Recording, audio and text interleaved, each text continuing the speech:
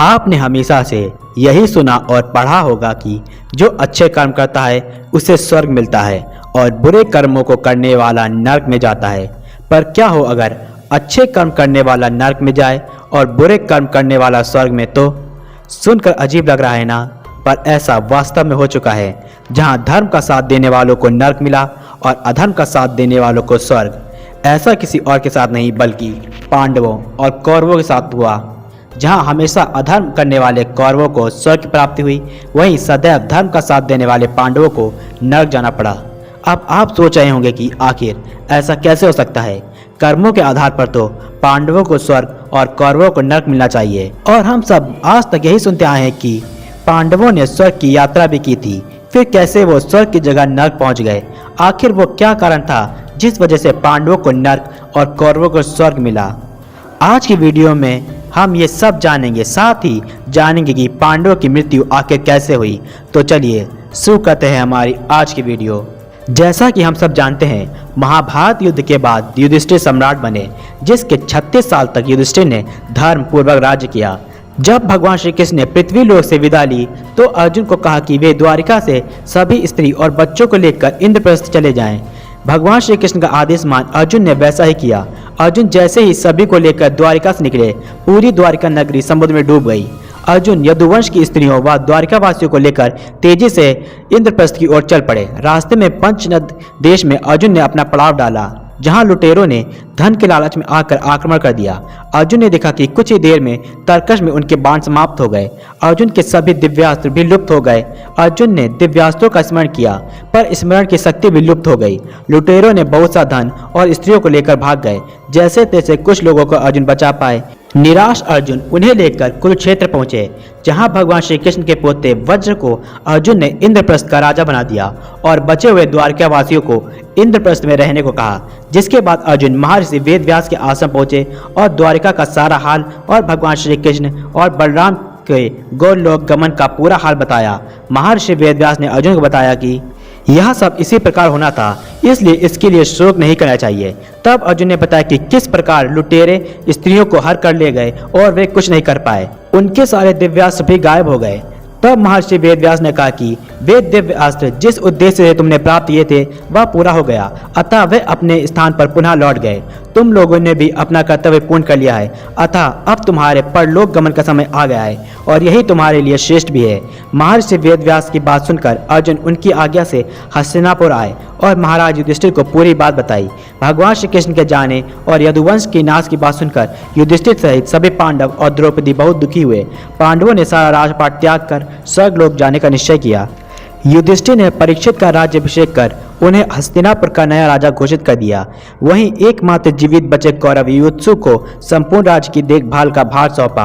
इसके बाद पांडवों ने श्री कृष्ण, बलराम, मामा वासुदेव तथा अन्य परिवारजनों का श्राद्ध किया। इसके बाद पांडवों व द्रौपदी ने साधुओं के वस्त्र धारण किए और स्वर्ग के लिए निकल पड़े। पांडवों के साथ साथ एक कुत्ता भी चलने लगा।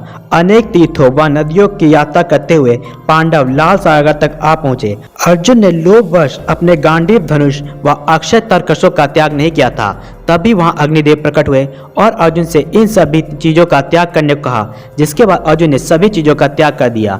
पांडवों ने उत्तर दिशा की ओर यात्रा करना जारी रखा। यात्रा करते करते वे हिमालय तक आ पहुंचे। हिमालय लांघकर पांडव आगे बढ़े तो उन्हें बालू का समुद्र दिखाई दिया। इसके बाद उन्होंने सुमेरु पर्वत के दर्शन किए। पांचों पांडव और द्रौपदी तथा कुत्ता तेजी से आगे चलने लगे। तभी द्रौपदी लड़खड़ा कर गिर पड़ी और अपने प्राण त्याग दिए। इस पर भीम ने पूछा कि द्रौपदी क्यों? युधिष्ठिर ने कहा कि द्रौपदी हम सभी में अर्जुन को अधिक प्रेम करती थी, इसलिए उसके साथ ऐसा हुआ। जिसके बाद पांडव आगे बढ़े। कुछ देर बाद सहदेव भी नीचे जा गिरे।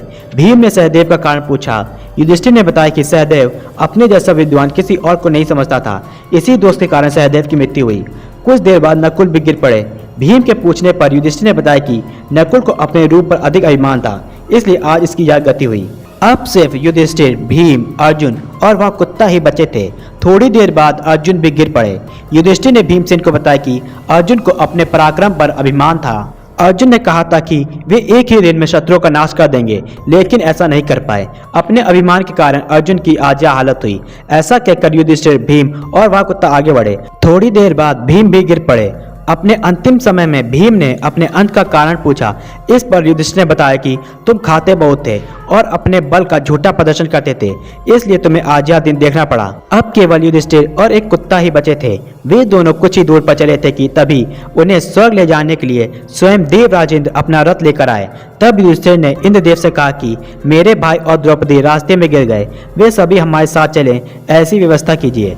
तब इंद्रदेव ने कहा कि वे सभी शरीर त्याग कर स्वर्ग पहुंचे हैं, सिर्फ आप ही सशरीर स्वर्ग जाने के अधिकारी हैं। इस पर युधिष्ठिर ने उस कुत्ते को रथ में बैठने कहा, पर इंद्रदेव ने रोकते हुए कहा कि यह कुत्ता स्वर्ग नहीं जा सकता। इस पर युधिष्ठिर ने कहा कि इसने भी वे सभी कष्ट झेले हैं जो मैंने झेले, यह भी सारी परिस्थितियों को पार कर यहाँ तक आया है।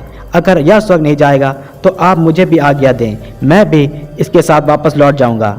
इंद्रदेव के काफी समझाने के बाद भी जब युधिष्ठिर उस कुत्ते के बिना स्वर्ग जाने को तैयार नहीं हुए तो वह कुत्ता अपने वास्तविक रूप में आ गया। दरअसल वह यमराज थे जो युधिष्ठिर की परीक्षा लेने आए थे। यमराज और इंद्रदेव युधिष्ठिर से बहुत प्रसन्न हुए क्योंकि युधिष्ठिर ने एक जानवर के लिए स्वर्ग का त्याग कर दिया था। इंद्रदेव अपने रथ पर बैठाकर युधिष्ठिर को स्वर्ग लाए, जहाँ युधिष्ठिर ने देखा कि दुर्योधन एक सिंहासन बैठा है और सभी कौरव वहाँ हैं, पर पांडव और द्रौपदी वहां नहीं थे। इस पर युधिष्ठिर ने कौरवों के यहाँ होने का कारण पूछा।